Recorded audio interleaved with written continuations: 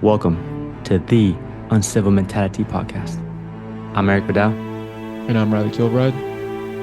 Let's go. Let's go.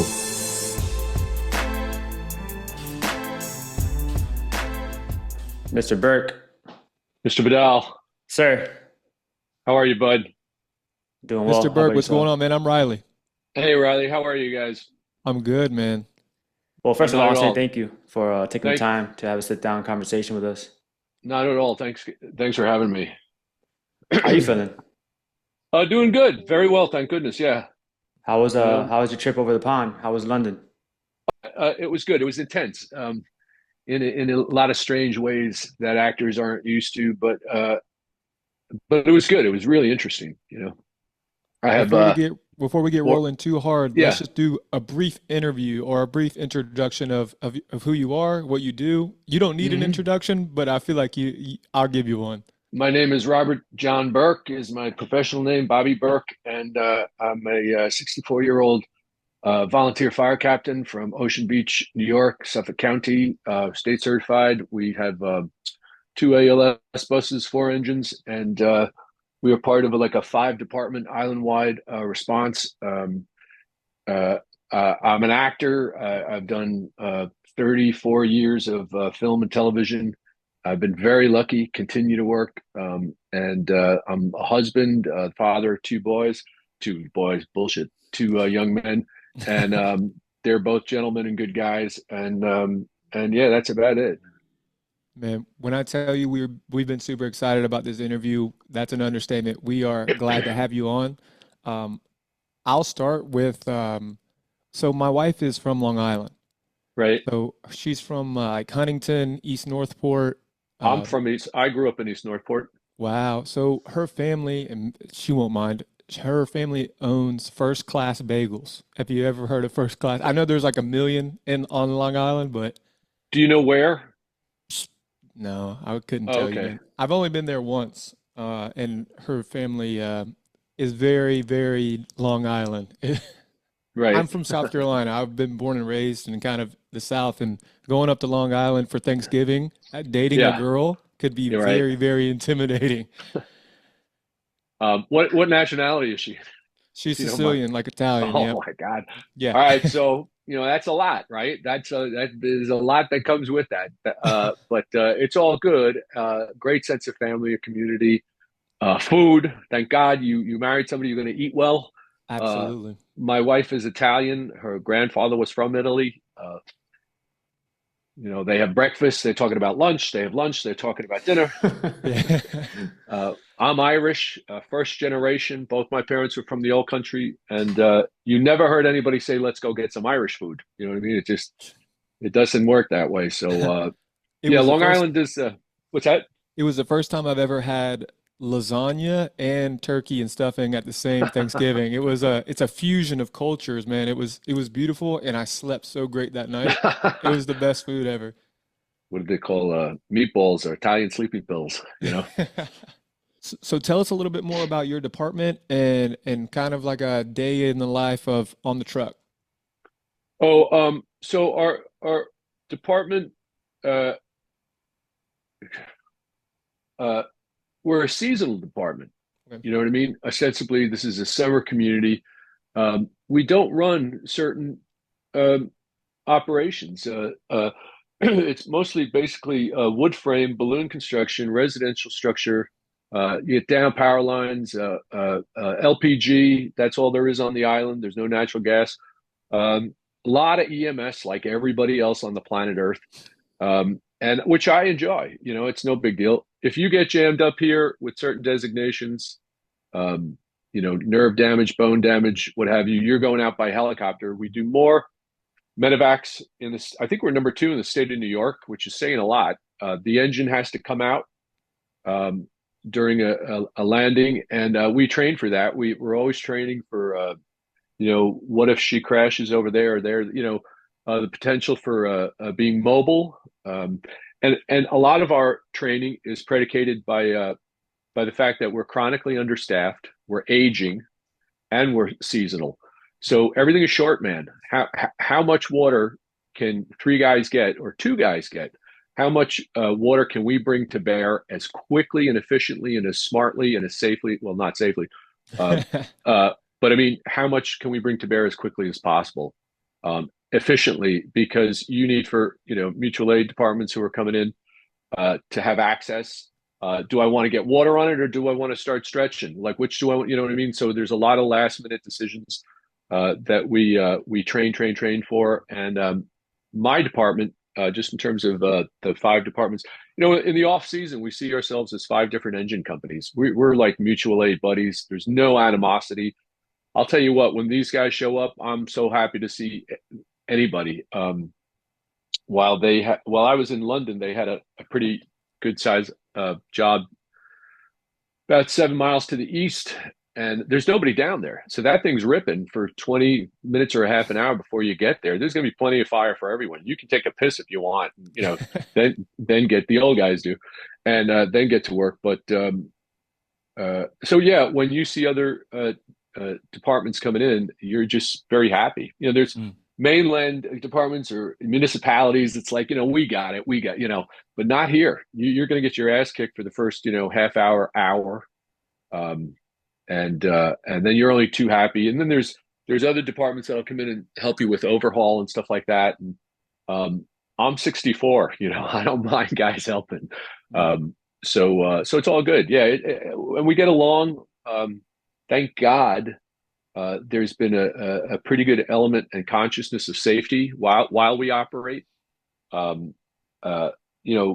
Bosses and officers being heads up in terms of hey, do that, do not do that. That's always pretty much present in our mind. So I can't speak to how impressed I am by people's dedication. We turn out and that's it's a great feeling. So as far as the seasonal fire department, are you at home and you get a call, you head to the fire station? Battery high. That baby goes off, and Gotcha. The Motorola Mark IV, and you head in, and you kind of you guys know, after a sense of so many years, automatic fire alarm, automatic fire alarm, automatic fire alarm, and you try and not be complacent or never for complacent, granted. never, because it's always I would leave it for my members to say that I use each and every call as a training opportunity, big or small, especially with the new guys. Come here a minute. You see that? It can be very informal, or it can be, hey, everybody shut up. You know what I mean? It can be formal. If that's formal.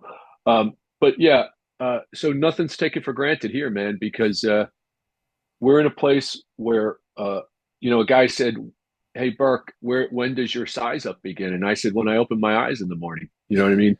Just in terms of wind conditions, it's been dry as hell. We're in a drought. I was in London when these guys got toned out. It was 4:30 in the morning for me, and I have an app I can listen. So my wife is like, go to sleep. I'm like, Jimmy's screwing up transmissions, you know how we are. And so I listened to the operation a little bit, and it was good. It sounded terrible at the beginning, but then they got a handle on it quite quickly. So yeah, I'm very happy with my guys. They're very dedicated, and and we all know there's always everyday room for improvement. I love what you said about even on, like, let's say it's a fire alarm. Some of the most, like, informational calls for me I've been riding backwards for 3 or 4 years now. I've learned more from, let's say it was just a fire alarm and there was a malfunction, or, dust in the panel or something like that. My captain or captains I've worked under kind of like take that opportunity, being like, well, here's how the system works. This is how the whole, like, they've educated me on those calls. And I almost like really look forward to those sometimes, because there's an opportunity to learn at every single call. I don't care if it's public service, lifting gam off the ground, or it's a big one. There's always little pieces of information that you can get from every call. So treat every call like it's the call or going to be the call. So yeah, I love hearing that from other people as well. Treat everyone like it's the big one. We have these podcasts and we talk about it, and it almost becomes cliche. Yeah, I've heard it. Yeah, that's a dangerous way to be in this business. Hmm. You know, how much can you train for a job that's going to could kill you? You know what I mean? So, so yeah, no, it's always the minute you this is Mr. Murphy. He'll show up immediately when you let your guard down. So, it cannot be stressed enough. Always be cognizant of the fact that uh, this could be it. This could be, as Chief Goldfeder says, this thing could turn into your Super Bowl. Who knows? Um, yeah, even benign little boxes that we've had, uh, you know, AFAs at this one address over and over and over again. And I tell there's one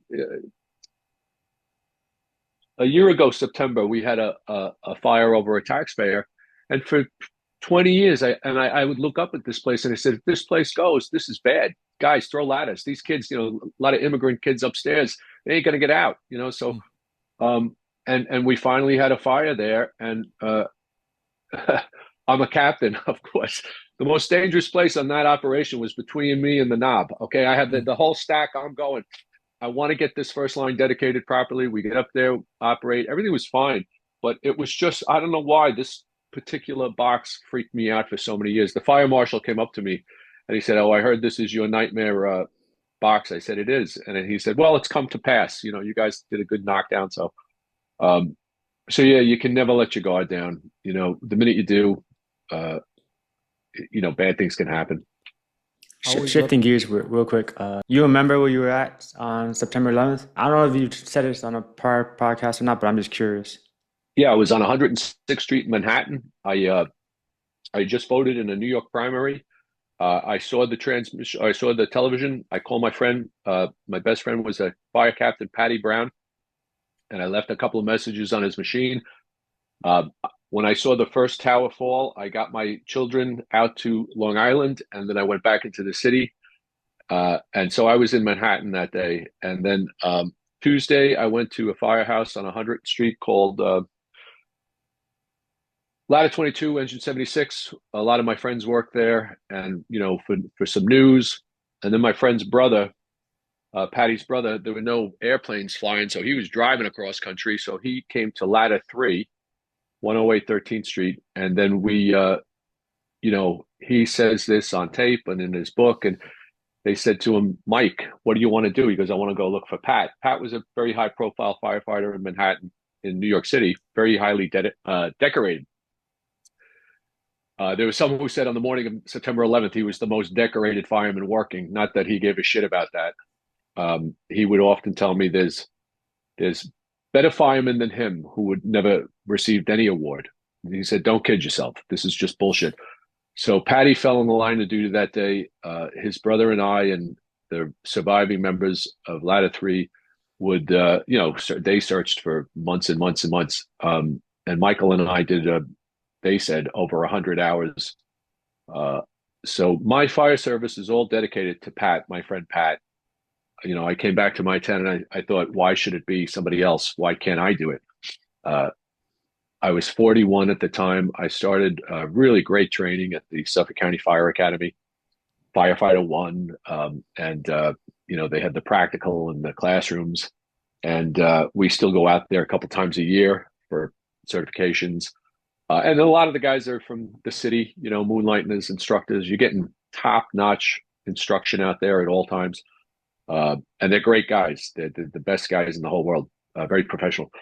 So, yeah, I worked downtown, and that was that. We found Pat's remains and a lot of guys. I had known a lot of guys who had were murdered that day, quite a few, and so it was almost a year and a half of funerals, wakes, bars, funeral, wake, bar, that kind of thing. It's funny when I think about it. My fire service began in the deep end of the pool. I'm watching and observing a front row seat in the darkest of the days of the city of New York, and these guys, and I'm watching how they're conducting themselves. Well, thank you Yeah, for opening it up and being vulnerable with that, man. We we just are super, appreciative that you'd be able to share that with us. yeah, it's weird. It's 20 some odd years later. I remember as a kid, and I'd watch stories about like World War II, and here's some 95-year-old guy, and he still gets him, Mm. and Yeah. now I know why. Yes, It's It's funny sir. it's this. overwhelming because you lose them over and over. You never. Grief is a funny thing. Uh, uh, you know. Like I tell this story often. My first working structure fire, and it's ironic. I mentioned Billy Goldfeder. Billy Goldfeder was standing at the front of the rig at my first working structure fire. I'm like, I knew who he was because he was in our district to give us a seminar, and I was like, hey, it's that guy. We can't fuck this up. Hmm. So, and I remember masking up, and it was very, very hot. It was a hot fire, 2, 3 rooms, residential structure coming down a very narrow hallway. I remember, and uh, and I remember the last thought I had before I pushed because I was on the knob was, hey, wait a minute, I didn't sign up for this. I didn't fucking sign up for this. This is bullshit. And The this fuck you must be, did. well, this is some mistake. Like I'm an actor. What am I doing? Like, what's going on? And then my friend Patty came to me in my mind and he said, "This is exactly what you signed up for, actor boy." You know, and so I looked at my guys and everybody seemed very ready. I only had 2 guys, and down we pushed. Bang, bang, bang. Maybe we operated for 5, 7 minutes or something like this. It was 2 bedrooms and a utility room. Like I remember, I remember the stream coming off of a washing machine. Yeah. And I remember I didn't shut down between rooms. I kept, in the Just hallway, I let her just kept the eat. line open, Yeah. Yeah. Uh, so it was very exhilarating. We did not do anything we were not trained to do. We did exactly what we were trained. I was always trained. Once the line is open, it's a good idea to keep the line open. You know what I mean? So that's what I did, and it was a good hot fire, and nobody got hurt, and we got it knocked down very assertively. And then the next day, Chief Goldfeder gave this seminar. He goes, "Hey guys, good work. Very assertive. You get flaked. You got your bearings. You told your boss. You went to work. And if there's a certain way to do it, and if you do it that way, you're gonna be okay. Certainly, what's burning these days is a lot hotter, plastics and trusses and shit like that. Synthetics. But yeah, you have to be cognizant of your window of opportunity within which to operate. And I tell you this truthfully: if we were gloving up and masking up 30 seconds later, I might not have pushed because the hallway was becoming untenable. That's how hot. The guy behind me was like, "It's hot, it's hot." I says, "Well, don't stand up," 'cause, There, and it there's was always hot, those but there's always those moments in the fire where you're not really thinking about what you're doing, and then you think about them later, and you're like, "That was just it's the best." You're like, "Wow, that was what we trained to do," or "I was doing the job," and it's hard to describe that to people that aren't doing the job, but everyone that does the job understands when you're just like, "That was I it." re- I was so new, and the hallway was so narrow. I don't know why this hallway was particularly narrow, and all I kept thinking was the 2 words thermal layering. You're upsetting the thermal layering. And I was like, oh yeah? Well, too bad. It's like, I'm also cooling the place down exponentially. Mhm. So, and it's funny because they had these burns at Roosevelt Island. Underwriters Laboratory and FDNY did a series of really fascinating data based operations, basement fires particularly. Don't open up. What do you mean don't open up? Why not? It's like, uh, so you learn, it's a learning culture. It's continually a learning culture. Every time we think we have this nailed down, oh, we got bunker gear, we got turnout. Yeah, yeah. Oh, yeah. Now you got lithium batteries. Now what? Mhm. You know what I mean? Mhm. So there's always a shifting ground underneath us. Yeah. So it's always good I mean, you can never, I mean, Erik, I was quoting you about a year ago. Fatigue can make cowards of us all, and Correct. it's the worst thing in the world to see. You love your buddy, but you know what? He's gassed out, and he's only been here 25 minutes. You know what I mean, or 20 minutes. But you know what? God bless. I love him. maybe you should go back to the gym or something. Yeah. We talk a lot of health and fitness on this podcast, Bobby, and we understand the risks that comes with this job, and the best way to prepare ourselves is physically and mentally, and that will always be a part of it. Yeah, physically. I try to do my best. I try and work out as hard as I can. Vests and these type of things, vinyl suits.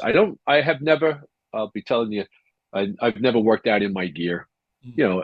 other than to drill, and sometimes there's guys who's like, oh, NFPA, it's too hot to drill in your gear. I think the majority of my department is very willing to drill in their gear. South Carolina, it's always hot. It's What hot. are you going to do? You're going to not drill in your gear.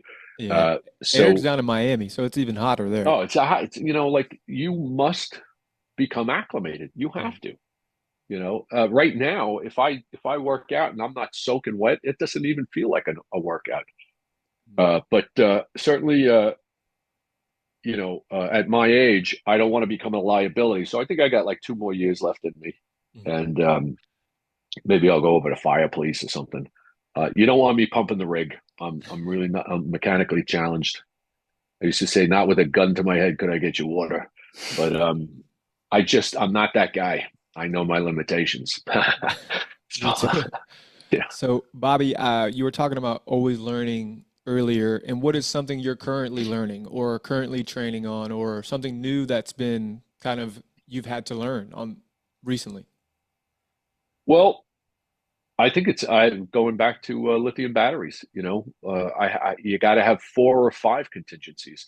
I was Mm. asking about those blankets, that they cover it with just to keep it contained. There's a class tomorrow night. I'm not able to make it. Um, yeah, so lithium batteries is one thing, and pretty much I'm a bread and butter guy. You know what I mean? Uh,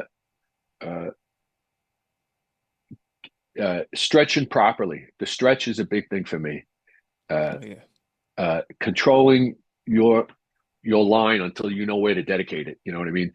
There's the old adage, as the first line goes, so goes the fire. I'm a very big advocate of that, especially in the surroundings we have here. You must lay in properly. You must. Um, Again, nobody's coming to help you for a little while. So if there's 3 of you and you have 3 houses fully involved, that's a daunting feeling. Um, my boss, he's the chief now. We joke. Years ago, we did. I said the pincer move. He's like, "What the fuck is the pincer?" Get a two. Put your gorilla on the 2.5 inch for the exposure, and then get your 2 little knife fighters on the 1.75 inch, and let them. When you have multiple structures going, Mm. because out here you can have what's a conflagration. One go, they're all going to go, and unless you are bringing heavy water to bear and you have mobility, this is all exterior. I'm talking. Uh, Unless you can do those 2 things successfully and effectively, you're going to have a bigger problem. And then interior is interior. The way they're building here with trusses and gusset plates that fail, and you guys know Yeah. it's all shit, and it burns and it drips.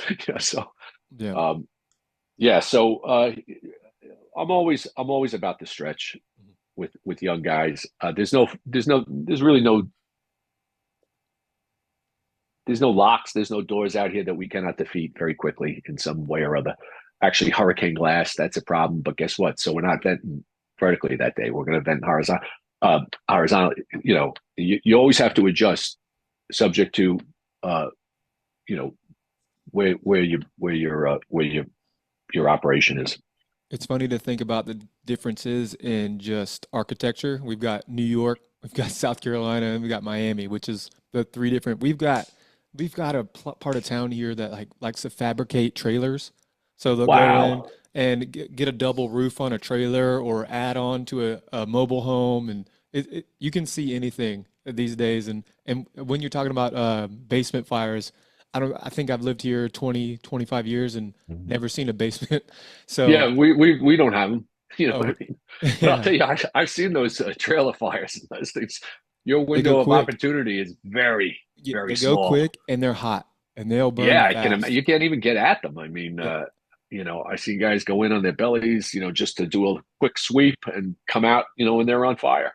Yeah. So it's Yeah, and very, the floor and that's if you have water over there. and the You know what I floors mean? aren't very sturdy. You'll go right through the bottom of a floor real quick. It's a dangerous box for sure. Yeah, they all are Yeah. somehow. They can all be potentially, guys fall, guys trip, guys, you know, uh, you just don't ever want to go or have a member get hurt that way needlessly.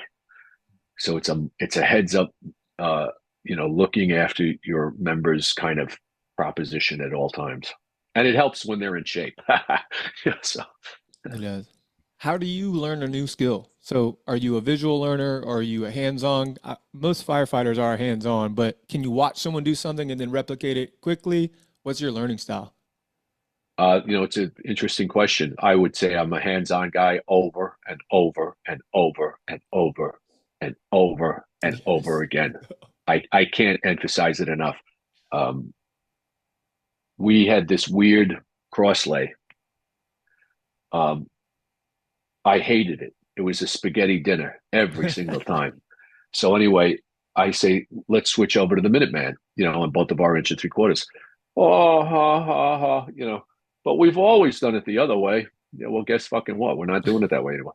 And then, well, Burke, you haven't trained the guys up on the, I say, okay. And so, so I'm at a fire one time and there's this pony wall in front of me and I can't pull the stack out because the wall is stopping me. So you see me on a closed circuit video. I'm talking to my chauffeur. I'm like, pull his stack out for me. Yeah.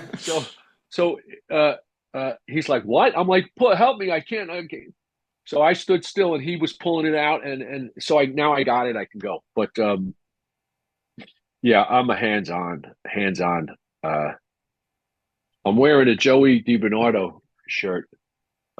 He was a tremendous fireman, Black Sunday, LODD. And he was one of my instructors at the academy when I went through. And I'm very dyslexic. I get things backwards, numbers. I thought that was a bullshit thing, but it's not. I got it bad. And I've had it my whole life. Anyway, he comes up to me with ropes, knots, and ladders class. I'll never forget it as long as I live. And he says, Taya Beckett-Ben, Taya Bolin, Taya Klovich Happy. And those are the only four I know. And I kill it. And he goes, where are you from? I said, Ocean Beach. And he goes, oh, you're tying up fucking boats your whole life. And I was like, well, no, it was like, because I practiced them over and over and over and over. I came through the fire services 41 years old. I did not want to be incompetent at things at that point in my life. At 40 years old, you want to be competent. You want to know your shit. Well, guess what? I knew nothing. I hung around with firemen growing up my whole life. My best friend was one of the best firemen there ever was. And I knew nothing. Nothing. Well, they go into the building, right? And they hose on. It is so much. I remember when he was studying for lieutenant, and I came into his apartment, and there's this stack of books, and I'm not kidding you. It was like 4 feet high. I said, "What's that?" He goes, "That's for the lieutenant's test." And I said, "How much of that are you like responsible for?" He goes, "Every bit of it." And I was like, "Oh my God!" It's like people, the regular citizen, has no idea the amount of training and knowledge. And then once you have that knowledge, you have to be able to move it around, you know what I mean, and make it work for you on the fire ground. So getting back without being long-winded, I am a hands-on. Yeah. And like a monkey, I might not even learn it then. You know what I mean? So Yeah. Yeah. Well, you can't go wrong with the Repetition is basics. Father of learning. what's that? Repetition is the father of learning. Oh yeah. Well, my job as an actor is memorization, right? And so if you have 11 pages of dialogue you have to memorize, that's just repetition. And then you get to the job after 4 days of learning this stuff in your head, and the job says, "Oh no, we're changing your lines." But that's the job. That's one of my tools is memorization. And as you get older, there's some days I can't remember my kids' names. So it's like you try your best, you do your best. Yeah, that's all you can do, man. Try your best, do your best with the information you have at hand, and that's what we all try to do. Well, I care to think that that's what we all try to do. Well, there's an old uh, definition of professionalism, and professionalism is doing your best or exceeding it. You know what I mean? I always love that. It's yeah, am I doing my best or am I exceeding it? And that to me, that gap, that space in between, that's professionalism. You know, we had a fire down, and I was like I was saying, I wasn't there, and I asked, how did he do? How did he do? How did great, great, great, stepped up. I was like, oh, good. I love that. I love to hear guys really, operated effectively and safely and watched out for each other and got in there assertively. So it's that space between maintaining the standard and exceeding the standard. That's where the professionalism is. What you That's got? You brewing over there? No, just referring back to the basics. You Yep. can't go wrong with the basics. Yeah, bread and Stretching butter. on line, breaking the door, forcing the door, throwing a ladder. These are just basics, and you So can't many go of wrong with those those. so many of those videos you'll watch, or we go out training, or whatever it is, and I'm always watching what's happening at that door. How fast are we getting masked up? How fast are we taking the door? How fast are we charging line? How fast are we taking one last look at conditions? Do you know what I mean? Hmm. This the problem, I think a lot of times, is guys who go to work a lot, they have the ho hum. That's fine. And guys who don't go to work a lot lose sight. Mhm. So that's the precariousness of this vocation. Is if you work a lot, you can become lackadaisical, and if you don't work a lot, you can miss things. Mhm. So at the door, I'm always cognizant of you know obviously mask. And these are basics. But guess Mhm. what? My first fire, that first fire I told you about, I did it. I pulled my mask this way, outward, and broke the strap instead of pulling back. And Mm. I said to another guy, "Give me your mask." And he said, "Well," I said, "Give me your fucking mask." And he did. He gave me. So because he wasn't, it was just one of those things. And I said, "Rookie move. Mm. What a terrible, because I was new. I hadn't really done it. Now I practice that. Mhm. 22 years in, I'm practicing that, baby. You know why? Because I'm still a hound about, getting in there and having, you know, uh, having a piece of the operation. But at the same time, I want to set an example for the younger guys who come in, and that this is not lollygagging. Uh, you guys know, you hear the senior guys and they talk about 15 seconds here, 12 seconds there, 22 seconds here. You're going to need that 60 seconds later. Mm. That 60 seconds may be the difference between life and death.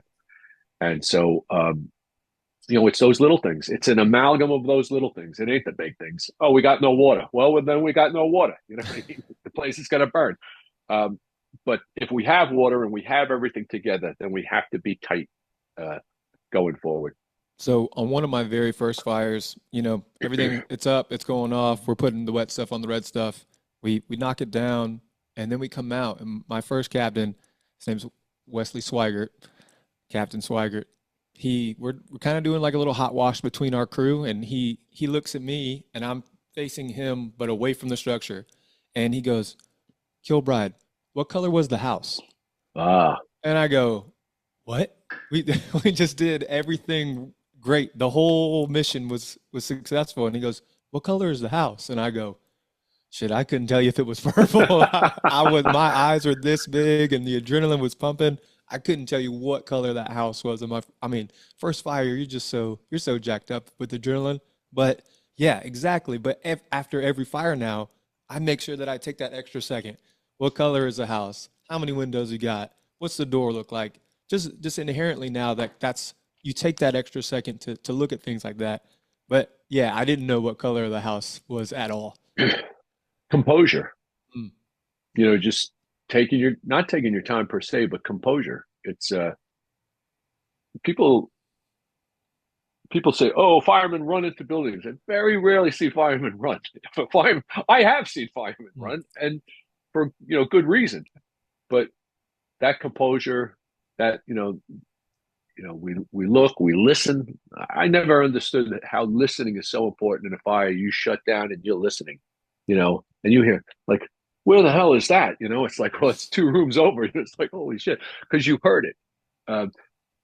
So yeah, all of our senses going, and but it comes with time, and it comes with training, and it comes with experience, I suppose. I say I've been riding backwards for 4 years, and I feel like I'm not even scratching the surface of the potential of being a backstep fireman. Like I feel like I'm just maybe even getting on that bottom floor of knowledge, bottom floor of, just experience. So yeah, I need about 10 more years riding backwards before I feel like I was a good fireman. Yeah, it's a subjective thing. As long as you're training and you're looking out for your folks, you know, y and doing the best or better than you can, you just keep going in that direction. Keep going. Am I going toward the knowledge and the experience and the training, or am I going away from it? But and that's I have some really close buddies here, and we're always talking about. I'll go over today, do rig checks, um, nose around, fart around for an hour or so. Obviously, find 2 or 3 things out of play. Hmm. And uh, but here it's just everything is short man. You're always looking at who's here, who's available, who's going to turn out, um, because that's going to inform how you dedicate resources and your attack, and your overall response really. But How do you deal with people that maybe aren't on board with training or on board with, creating change, positive change, like how do you deal with those type of situations? um, all different ways. Sometimes I've let it go. It was just banging my head against the wall. I get up at 2 o'clock in the morning, take a piss, and I'm thinking about this guy. He's driving me crazy, and I was like, I gotta let that go. It ain't just gonna happen. It just ain't gonna happen.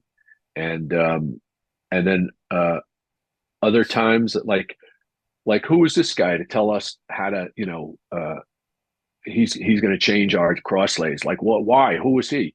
And I said, I'm doing it. I'm pushing ahead on this one. This just makes sense to me. And I wasn't going to take no for an answer. There were a lot of little things when I came into this department. I'll tell you, 23 years ago, when I came in, and I said, "Can I have a radio?" And a member said to me, "What do you need that for?" And I thought I had made a terrible decision. I said, "Well, what if I? No, you'll be." And I said, "Well, I'm taking a, listen, it was like that." And Mm. after 9/11, OSHA, FEMA, Homeland Security, you name it, PESH, everybody hopped on board. I think it's a little overkill now. If you break a pinky nail, they're going to send you to class for 16 hours on how not to break a pink. It's a little too much sometimes. I think it turns young people off from the fire service. Just so much certification and extraneous training, but a lot of it we use, a lot of it we'll never use. Hopefully, it's good to know it if you need it. Out here, we do ice rescue also. Not much ice on an 80-degree November day, I must say, but it's a good thing for us to know. But getting back to your question, uh, you know, on the bus of volunteerism, apparently there's a seat for everyone. So the new generation, it's a fine line you walk between, telling, "Hey, grab a broom," and they're like, "What? Did he just say grab a? Who am I, the custodian?" And then you tell them later, "If I can't trust you with the broom, what can I trust you with?" Oh, oh, that makes you got to somehow make it make sense for them. Uh, uh, and I'm not hand feeding, probationary members, but neither am I, uh, painting like a dark, gloomy picture either. I want them to love it. That's all. I want them to do it properly. I want them to do it safely.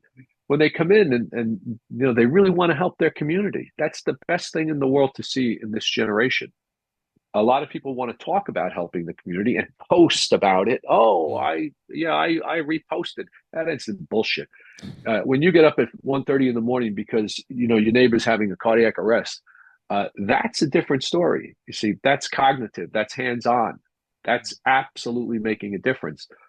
And when those tones go, you're not asking gender, what's your sexuality, or what's your race, or what, but you're not asking that either. So there's a purity in what we do.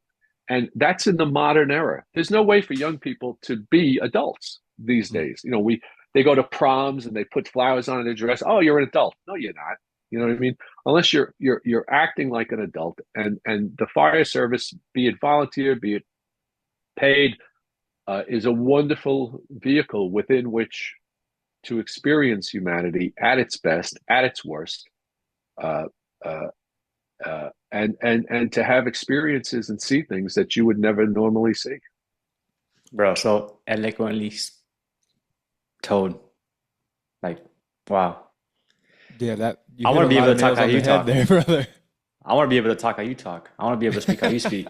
Well, listen, I listen to you guys all the time. So, you know, what can I tell you? You know, I won't mention their names, but there's a couple of guys with podcasts, and I said, don't ever be ashamed. Don't, you know, like, oh, well, guys give a shit. And they said, fuck them, bullshit. You know what I mean? It's a job that can kill you. You know, my friend Patty Brown, here he is. This is his probationary picture. Okay. Won every medal there was. He said, you know, you can do this job 100% right and still get killed. 100% right, you did the job and you can still get killed. Hey, everybody, take the cotton out of your ears and stick it in your mouth and listen, because those are old-fashioned ways and customs and mores. But in the fire service, you know, the fire is impervious. It doesn't give a fuck what you know. You know, the minute you know something flashes over, or somebody's, you know, your strap gets caught in the guy, you know, whatever, these small little things that can occur. There was a collapse in I think Fort Worth. Guy operating near the wall inside of a warehouse. Fucking stupid wall fell on him. You know, you got to always be aware of what's happening, and then the other aspect is the stuff that's within our control. Masking up. I remember my first fire, and I tried to push that hallway, see where the seat of the fire was, without my mask on. I was just going to take a quick look. I'm telling you, it was like getting punched right in the throat. I don't know what that smoke was like, but it was like one punch. I was like, whoa, I didn't go 10 inches down that hallway with one whiff of that. Of course, we've all operated and we've breathed smoke, but whatever was burning down there was like not my friend. Yeah. So now, you know, in the old days, wood, cotton, these types of things, but now it's all synthetic fuels, and all by way of saying, you guys getting the message out there is a wonderful thing, and it keeps me mindful. I'll be fishing, I'll turn you guys on and like plug in, and it's always good to hear it. Why not? Why not? What are you supposed to, you know, beg some old timer, please tell me how to fucking stay alive? Bullshit. You know what I mean? You guys are doing it, and it's very commendable. It's the mission after the mission. You know what I mean? And even let me just say a point from my friend Dennis Leary. Dennis Leary is not a firefighter. He lost his cousin. He lost his best friend. Worcester Cold Storage Fire. I believe it was December 3rd, 1999. And he threw into the fire service, raising money, raising awareness. I mean, he's never stopped. The mission just keeps getting bigger and more effective. 8 years ago, he said, you know what? I'm sick of people writing me checks. I'm like, why? And he says, I want them to come to the FDNY Academy, and these rich guys, yeah, they'll write a check, but they're going to push lines. They're going to tear apart cars. They're going to repel. That, you know, and that's what we do every year at the FDNY Academy. It's the best time. You know, we get these actors who, you know, they get to do all this stuff. So we tell them, every time you hear a siren now, you got a little more skin in the game, you know, and it's really a wonderful tool for raising money for the FDNY Foundation and the Leary Foundation. And to say with Joey DiBernardo and his father, Chief DiBernardo, and Mrs. Bernardo, these people could have just sat back and said, oh, grieve their son, but they turned their grief into empowerment, right? Into progress or moving forward. Absolutely. Guys are going home. Yeah. Brothers and sisters are going home because of this training, because of these ancillary and additional trainings and emphasis on supporting the fire service. People are going home. Bailout ropes, thermal imaging, command posts, boats, both of these organizations. So Leary is pretty much a material guy, an equipment guy, whereas Chief DiBernardo, hold on one second, Chief DiBernardo is the shock troops. He's going to train you up. He's given grants for bailout gear, bailout ropes, and such. But they just did the seminar. I think 500 guys from all over the country, all over the world, maybe. And it's like learning baseball. I'm not going to say the Dodgers. It's like learning baseball from the Yankees. Too soon, bro. too soon on that one. But yeah, it's a beautiful culture to be a part of. I think it really is, and I've been so grateful that I got to do just even a little tiny piece of it. To see these type of people. So I'm it's very humbling. You. Oh, go ahead. No, it's very humbling, and it speaks to your character with that. You do have humility, and just reaching out to random people, giving them their flowers and their props, and just yourself reaching out to me, saying when I had that snippet, that quote. Put your gear on, put your pack on, grab a couple tools, climb the stairs, see what happens. That's very humbling, and it just speaks to your character. So I have a question for you. On your first fire, when you had that spiritual experience, it's not that you were alone, because you weren't. Did you feel alone, or it was like, I'm not alone, and then I'm gonna push forward? Yeah, there's a fireman. He's one of our first assistant chiefs. His name is Peter Brennan. Greatest guy in the world. Anytime I was at a bad fire, the handful over the years and everything, and it's his shoulder, right? That I feel like, or I'm behind him or he's behind me, and if he's there, I'm good. You know what Exactly. I mean? And then there was another guy, Lewis, behind that. And so I never feel alone. I never feel alone with my friend Patty. I wear his bracelet every day. I was gonna, the guys were getting tattoos. I'm not a tattoo guy. I have to remember to put this on every day, like the professionalism and like the dedication that he had, and it's like a metaphor in life for me. This thing makes me feel like Thor. It makes me feel empowered, and it keeps me mindful that the job killed him. You know what I mean? Yeah. And I'll tell you one thing: if you ever have a chance, listen to his transmissions from the World Trade Center that day. It's his last transmission is he's told to evacuate the building. He says, "I have 30 or 40 burned people. I'm not leaving them. I belay the order. I refuse your order. I'm not leaving them." And that's the type of friend I had. So to do any less than my best, and you know what? I sit here and talk about my best. Bullshit. I could be doing more. You know what I mean? I could be doing way more at all times. The fire service, in the volunteer fire service, it's a time vampire. Whatever you can give it, it'll take you. So you have to balance between that life and your own life, and then your professional, like how I make money. But I've like I said, I've been very lucky to have had the opportunity to do it, to talk with guys like you. I was listening to Mike Dugan this morning. His FDIC speech. Bobby Halton introduces him. I knew Bobby Halton when I was a kid in East Northport. To me, people like Chief Sulka and Chief Norman and Chief DiBernardo, these are unbelievable people. They're like unbelievable people. I look up. Forget the Yankees and the football players. That's bullshit. That's all bullshit. It's like, well, when you meet people like these, they're real. They drop of the hat. They're going to lay everything down for life and property, I suppose, and for their brothers and sisters in the fire service. That's that's not a very normal thing in the modern era. Bobby, I have a 2-week. Well, I have a 17-year-old or 17-day-old son. Oh, so we just had our first son. And wow! This morning, congratulations. We shared our first 9/11 documentary together on YouTube. So we watched it together. You get them started early.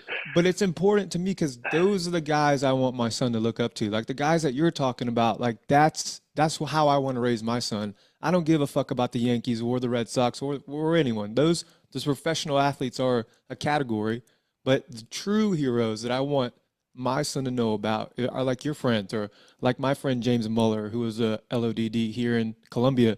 Those are the men I want my son to look up to, you know?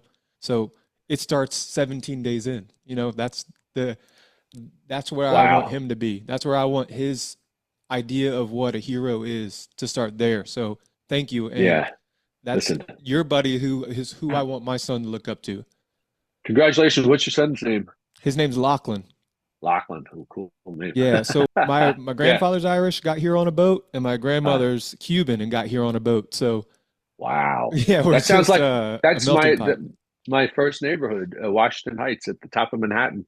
We called it the Irish Alps, and it was Cuban and Irish, and we were trying to out Catholicize each other with the you know. And but I remember when I went to junior high school, my Spanish teacher said, "Oh, you speak Spanish with a Cuban accent." I said, I didn't even know. So that's great. It's heavy Yeah. duty.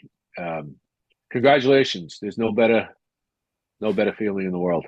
It's been a whirlwind of 17 days, man. I've got a lot more to learn, but it's it's been magical, and I can't wait to see what happens. It'll stay magical. Listen, I got a 30-year-old and a 25-year-old. When they come home, I'm like the happiest guy in the world. You know, I Mm. learned so much from them. That's so much smarter than I was.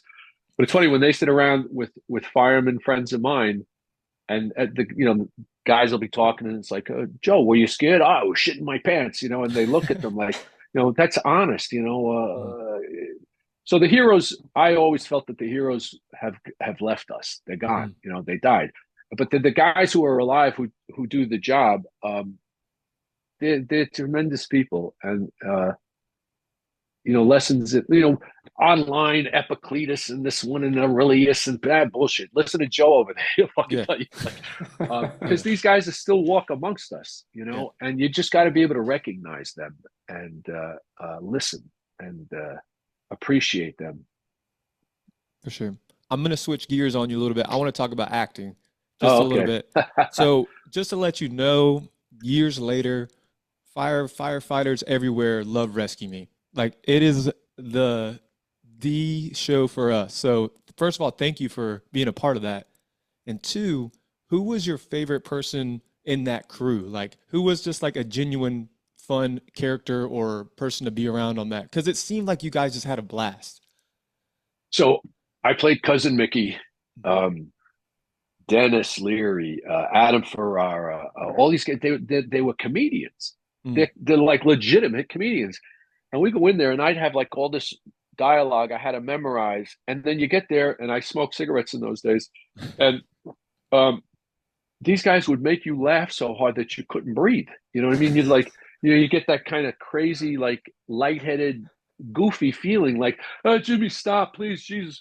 And then you had to go to work to memorize the lines, and you're like, I can't remember.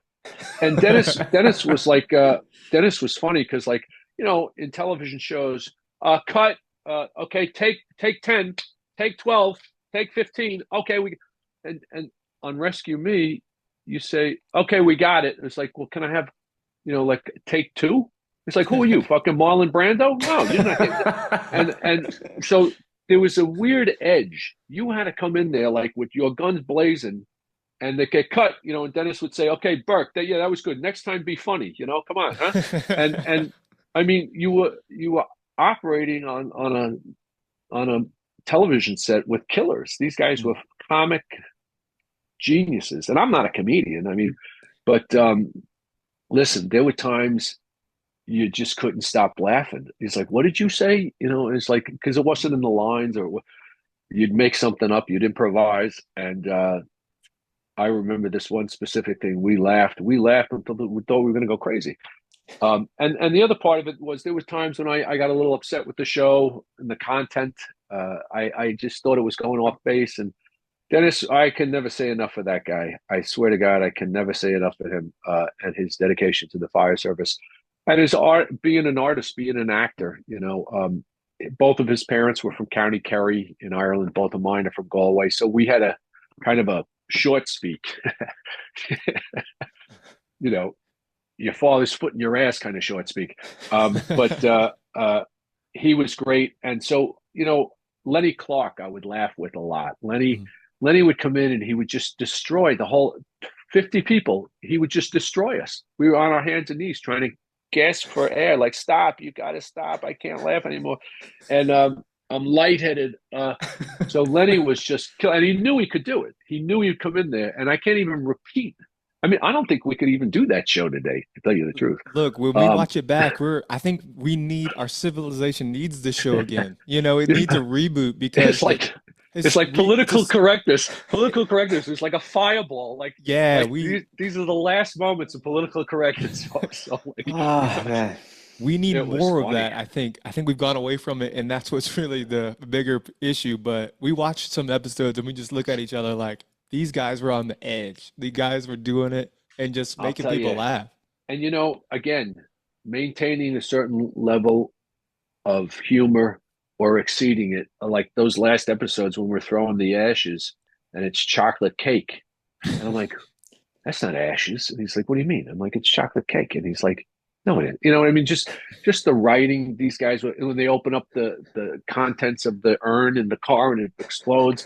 I mean, we looked at that. They were only able to do that twice. And the first time they did it, stupid, Pascal and Mikey, they open it up, the actors open it up while the cars, boom, it blows up. And they're like, we didn't know, And, Mikey Lombardo, Steve Pascal, it was just so funny. These guys were so funny.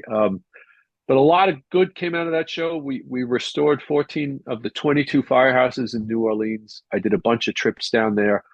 Mobile command post for FDNY, high-rise simulator. He was buying gloves. He was buying tools for wildland firefighters all over the country, outfitting guys who, Detroit. We would go out and it was like, you wonder, how are they putting fires out? They don't have anything. You know what I mean? Yeah. They have old lines that are probably going to burst at some point. No thermal imaging. No, oh yeah, I got a glove. I had a glove. It was really Gary, Indiana, all these municipalities that work. Baltimore. Baltimore, I don't think they still have bailout gear. You got to buy it yourself, Yeah. So Dennis has done a lot of good through the show. He's shooting another show right now for Fox called Going Dutch. It'll be a very funny show. I hope everybody watches that and supports that show. But yeah, Rescue Me was, I've had a lot of guys that come through airports or something like this. Guys like, are you Cousin Mickey? Yes. And here's the other thing too. When I respond sometimes, years ago, it doesn't happen much anymore. People are like, isn't that Cousin Mickey? Or somebody will say, special victims unit. I played Lieutenant Tucker or Captain Tucker, the internal affairs guy, the mean guy. And they're like, what is the internal affairs guy from Special Victims doing here? I had these two guys one night. They had a big cut. They were fighting. They were drunk. And I'm pulling the stretcher over, and it's like 4 o'clock in the morning. And the guy goes, hey, you're Cousin Mickey. And I was like, I have a flashlight. And I go, if I was Cousin Mickey, why would I be here with you? And he goes, dog, it is Cousin Mickey. And I said, no, I'm not Cousin Mickey. And he goes, boy, you even sound like him. And, so people get confused sometimes. And it used to be my other fellow members would say, yeah, that's him. And long story, I say, now we're 20 minutes, half an hour getting back because you're bullshitting with these people, telling them, my list of credits. So now they're, oh no, it just looks like him. It just looks like, yeah, no, he looks like, yeah, he always gets that. Yeah. But I just want to thank you from you. That show makes the job fun. That show is still referenced today. Like, it's culture of the firehouse. So like, you guys are permanently imprinted on what makes a firehouse fun. Like, you're fun. I love it. I love it. Mike Dugan said, he goes, if you should be having fun, the ball breaking, this, that, the other. And, guys that said to me, why is Joey saying that to me? I said, listen, you want the truth? When Joey stops saying that to you, then you have a problem. Okay. Yeah. So they love you, so they break your balls, but yeah, a lot of young guys have said the reason I became a fireman is because I watched that show. I said, well, don't operate. I I used to get calls from FDNY. Is there any way we can have them, button up? And I'm like, oh, no, I was like, because that was a big thing. Wearing your gloves, being completely buttoned up, masked up, turtled up, and certain characters on the show would go in with their shit opened and Yeah, not be belted in the the rig. And coolest. They made it look so yeah, cool. yeah, but you know what?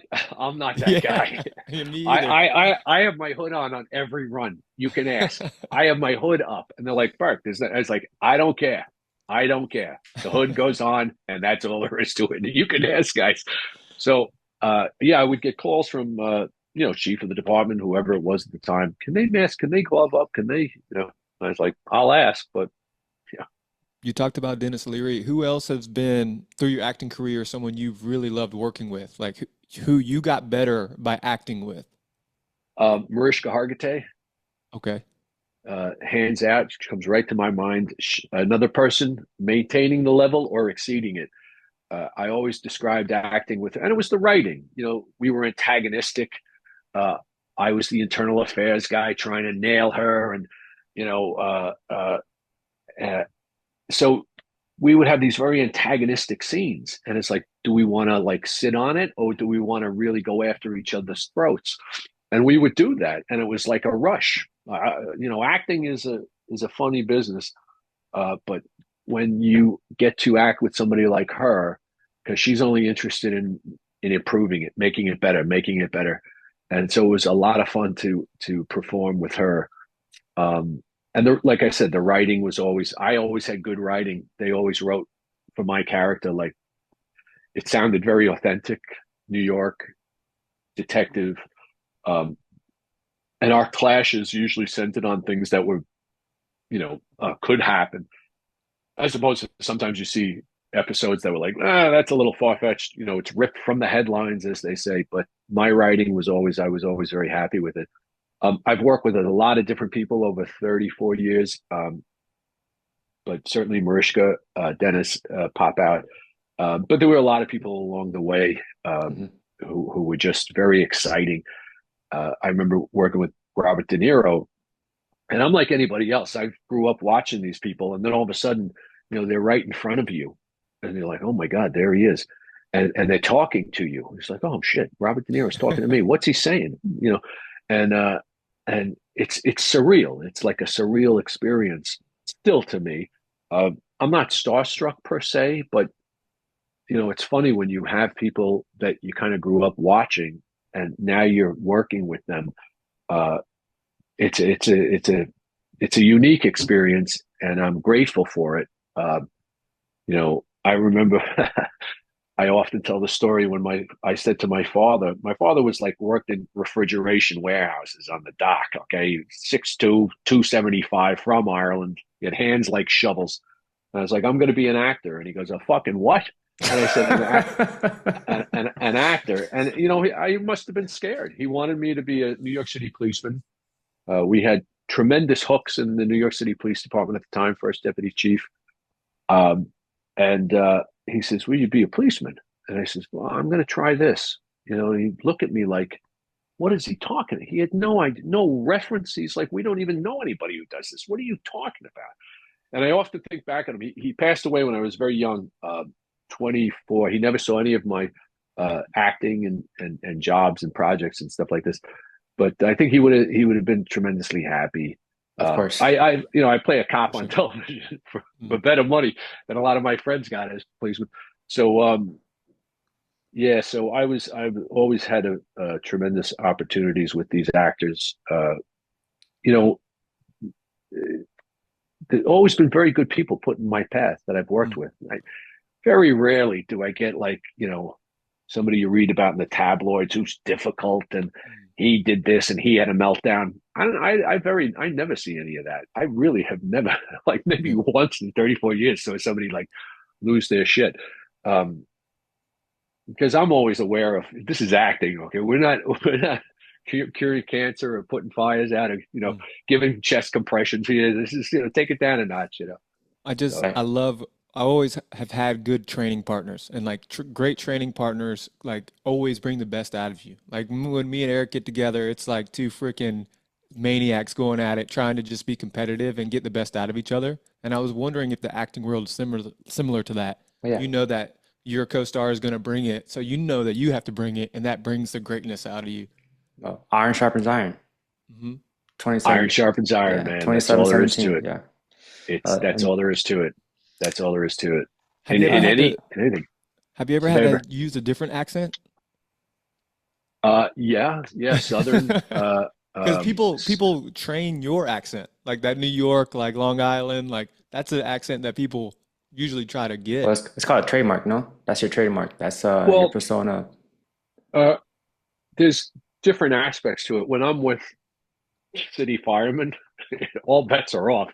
Yeah. There's like 4 years of acting training in the shitter right away. Um, but like I can clean it up immediately because I was trained to speak. It's called American Stage Standard. And you train to get rid of it. And then Southern, we were just having a conversation, South Carolina as opposed to Georgia, as opposed to Texas, as opposed to nothing worse than an actor doing Southern. It's like Mhm. Southern wear, it's Usually they just try generic. to make us sound dumb, which I'm not a It's big fan of. it's awful. It's awful when it's not specific. You know what I Mhm. mean? I did a I did uh, a Louisiana guy. Ooh, Oh, Cajun. hold on one second. Yeah, and the set medic, he comes up, he goes, "Where you from?" And I said, "I'm from New York." "Oh, I thought you were from Napoleonville." You just, and he's like, because I was doing this Cajun coon-ass, and he said, "Man," and I was like, and he was the set medic. I mean, I think he might have been a firefighter, but he was definitely a medic.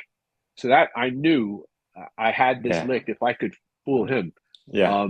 And then the joke was, "I thought you were from Napoleonville." We were in the Homa Thibodeau area, and they gave me, there was a policeman down there who I hung around with, and I loved his accent, and that's who I based it on. And it's Mhm. weird because it's Homa and Thibodeau, but it sounded like Brooklyn. You know what I mean? A little bit. Mm. It's a very strange accent. My parents had heavy accents. My father, my friends could not understand my father. He sounded like thunder. He had this deep, very deep Irish accent, and my friends would go, "Yeah, oh yes, yes, yes." They had no idea what he was saying at all. Um, and and my mother, she would call and the kids would answer the phone and she'd be like, "Guess who?" And it's like, "Oh, let me guess, is it Mrs. Doubtfire? Like who was, but so she had a tremendous, and my mother didn't think she had an accent, which was hilarious. She's like, "Well, I lost my accent, And it was like, "No, you didn't." Not too So you many get it. Irish accents around here. No, no. You get an ear for it, I Mm. suppose. Yeah. So, Yeah. Bobby, th- if I could go leave you ahead. Yeah. with this thought Yes, regarding sir. regarding your pops. So you're a father, you know. How does it make you feel to see your kids happy? I'm a dad. I know when I see my little girl just in her element being happy, I mean that's all we as parents could ask for. So I want you to know that for sure your pops is proud of you and his son made it, Mm. so When I was a kid, I saw this man. His name was Mr. Klein, and he was a motorcycle cop, and he also had like a, a mechanic. He was a mechanic too. And I remember hearing the horn one day in East Northport, and the horn was going for a fire call. And I saw him drop what he was doing, get in the car, and go. And that made such an impression on me. I said, "That's it. That's, just his response tempo, and so he was like a great friend of my father. And I went home and I told my father, I said, "Hey, I saw Mr. Klein responding to a fire." I go, "Oh yeah, he's a volunteer and everything." I said, "Yeah." So I said, "That's who does that?" He goes, "Yeah." My father said, "Yeah, I suppose so." But my father was like, he was a disciplinarian, but he didn't have to discipline us because Mm. you know we were believers, and and every once in a while, if he did discipline you, you were good for 6 months. I mean, you Yeah. were good for a year. The business end of the butter knife, we'd say, bang, and but he was very manly, and he said to me, literally, he goes, acting. He goes, is that something that a man does? And I was like, and that clanged around in my head a little bit after he died. After he passed away, I didn't do acting. I did contracting and painting, plastering, brickwork, shale work, moss rock, railroad ties, you name it. Uh, so yeah, he had a tremendous influence on me, how to conduct yourself, Yeah. not just like a man, but like a gentleman. I had three sisters and a mother, and if you weren't knocking yourself down trying to open that door for your three sisters, uh, uh, you had a problem.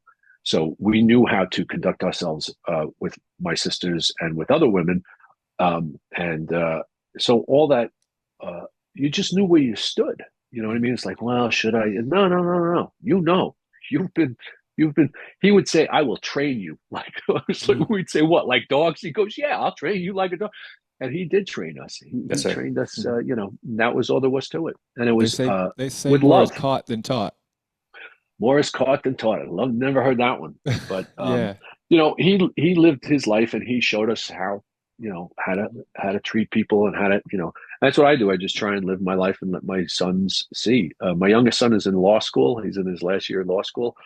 My oldest son has a degree in filmmaking. He was a physics major with a scholarship. I'm like, physics? How did that happen? It Yeah. didn't come from my. And all my sisters are professionals, retired nurse practitioners, palliative care, AIDS care, hospice care, uh, uh, uh, speech pathology. So all of my siblings, my brother is in medical sales, high tech medical sales. So we all became, we all made good. We all got out of the neighborhood due to the courage of my parents, and all worked very hard, I believe, at our respective, you know, focuses in life. Yes, sir. So, Bobby, through your acting career, through your firefighting career, I'm pretty sure you faced unlimited amounts of adversity. When you were going through those moments of adversity, was there a mantra or a saying, or how did you keep yourself going through times of adversity? It sounds wishy-washy, but I read a thing that just was so important to me. It said, grief is love with nowhere to go, And if you're lucky enough to find a place to place your grief, like if my buddy fell, in a tenement fire, trapped, okay, I could bear that. But when he fell on a day that was geopolitically, globally, significant, and you're reminded of it all the time, it just became very overwhelming. And so I said, I was very lucky and blessed to say, let me try the fire service, because it was like this ongoing therapeutic way to make sense of what had happened and to continue to, why should it be these other people in my community who do it? Why shouldn't it be me?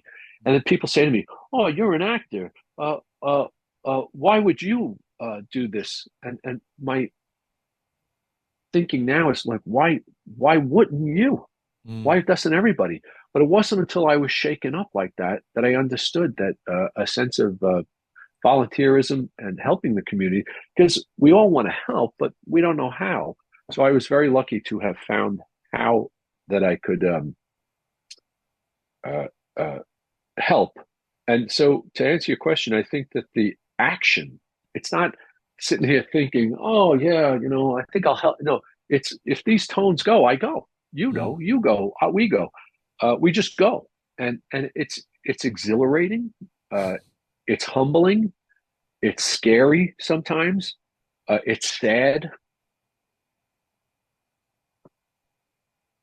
But to live a life where you get to do it, you should be very grateful. I am. I'm very grateful that that like the power in the universe, God and everything, put me in a place where you're going to be able to see a couple of things in your day where, in a small way, you may make a difference with your other members, all of you together. It's all going to come together, and you're going to make a difference in people's lives. Because again, they're not when they press 911, it's not on a good day. They're Mm. pressing it on a very bad day.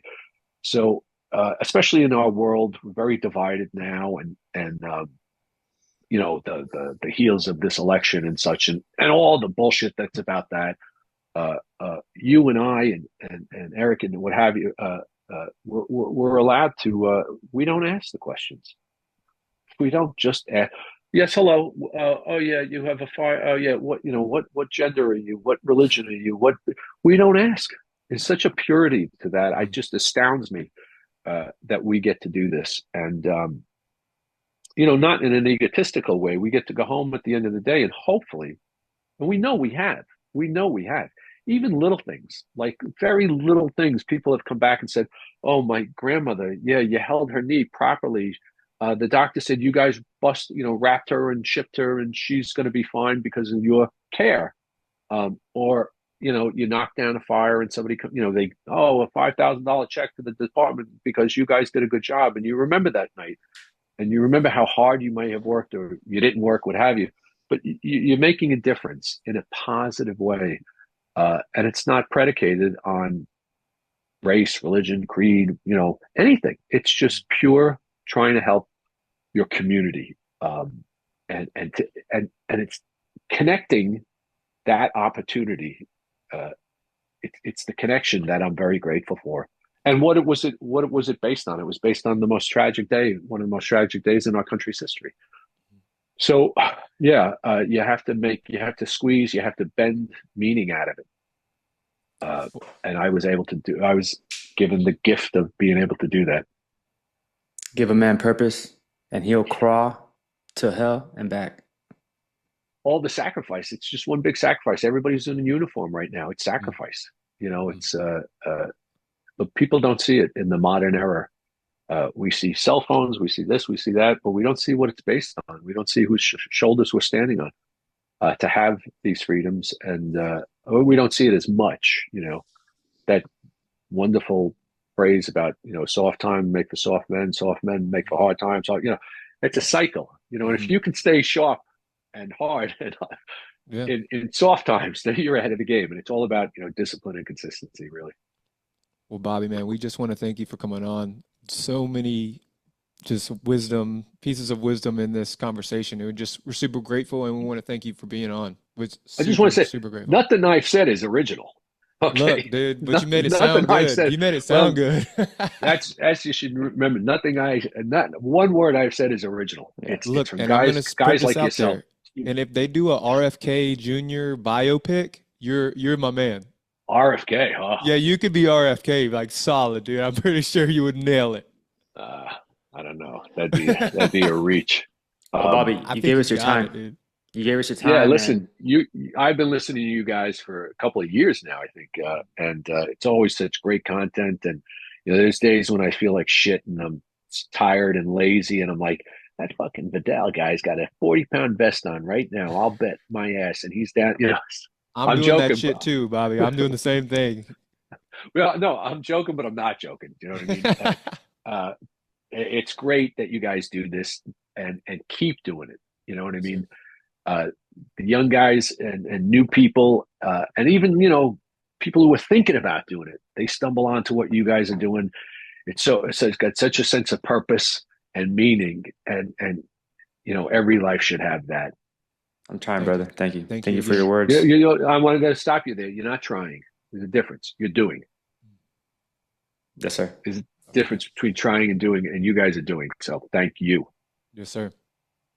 So, to all the viewers and listeners out there, the Uncivil Mentality Podcast, thank you for joining us. On behalf of myself, Erik Vidal.